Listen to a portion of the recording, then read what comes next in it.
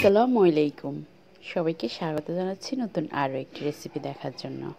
আজকে আমি দেখাবো পপকর্ন কীভাবে বাসায় করা যায়, সেটা আমি আপনাদেরকে দেখানোর চেষ্টা করব। আশা করছি আপনাদের কাছে ভালো লাগবে। আর এখানে নিয়ে নিচ্ছি আমি পপকর্নের জন্য কিছু পরিমাণ ভুট্টা। আর পপকর্নের জন্য আপনাকে অবশ্যই নিতে হবে ছোট ছোট ভুট্টাগুলো, বড় ভুট্টা দিয়ে কিন্তু পপকর্ন হবে না। এরপর সাথে নিয়ে নিচ্ছি আমি তেল আর লবণ। ব্যাস এই দুইটা হলেই হয়ে যাবে। এরপরে মেজারমেন্ট কাপে আমি 1 কাপ পরিমাণ ভুট্টা নিয়ে নিচ্ছি। বোঝানোর সুবিধার্থে আমি নিয়ে নিচ্ছি এখানে 1 কাপ পরিমাণ।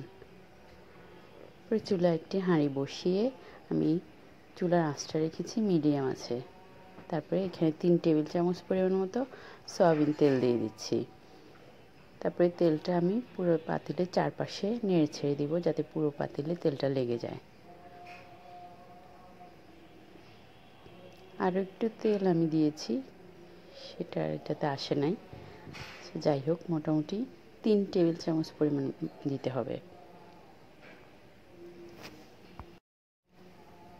এরপরে তেলটা যখন গরম হবে তখন আমি ভুট্টাগুলো দিয়ে দিচ্ছি, আর দিয়ে দিচ্ছি 1 চা চামচ পরিমাণ মতো লবণ। লবণটা একটু বাড়িয়ে নিয়েছি। তারপর এটাকে আমি মিডিয়াম ফ্লেমে এটাকে নাড়ব। এটাকে প্রায় 5 থেকে 7 মিনিটের মতো এটাকে আমি নাড়ব। এভাবে নাড়তে নাড়তে, নাড়াটা বন্ধ করা যাবে না, নাড়তেই থাকতে হবে। নাড়তে নাড়তে এটা যখন একটু ফুটা শুরু করবে, 1-2টা ফুটা শুরু করবে,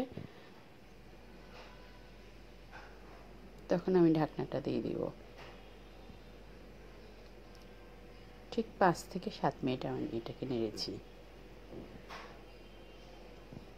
এরপরে দেখুন 1-2টা ফুটা শুরু করেছে। তারপরে আমি ঢাকনাটা দিয়ে দিচ্ছি। এরপর অপেক্ষা করুন।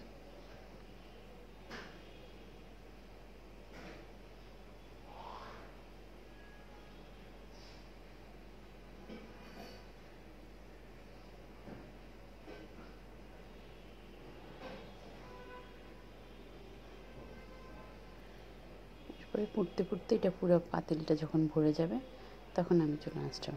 দেখুন এটা ফুটে স্প্রেটে ফুটতেছে খুব। তেলের পরিমাণটা যদি ঠিক রাখেন আর চুলার ফ্লেমটা যদি ঠিক রাখেন, তাহলে এটা ফুটতে খুব খুব ভালোভাবে ফুটবে, খুব বড় বড় হবে।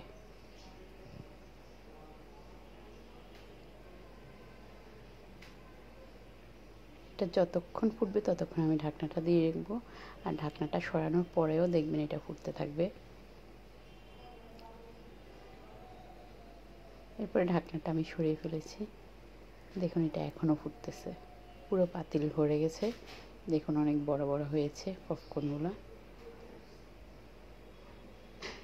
সবাই অবশ্যই বাসায় একবার ট্রাই করবেন। আর চ্যানেলটি অবশ্যই একবার ভিডিওতে একটি লাইক দিয়ে দিবেন। চ্যানেলটি অবশ্যই সাবস্ক্রাইব করবেন।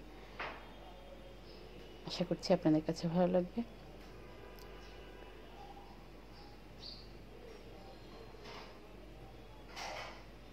আল্লাহ হাফেজ।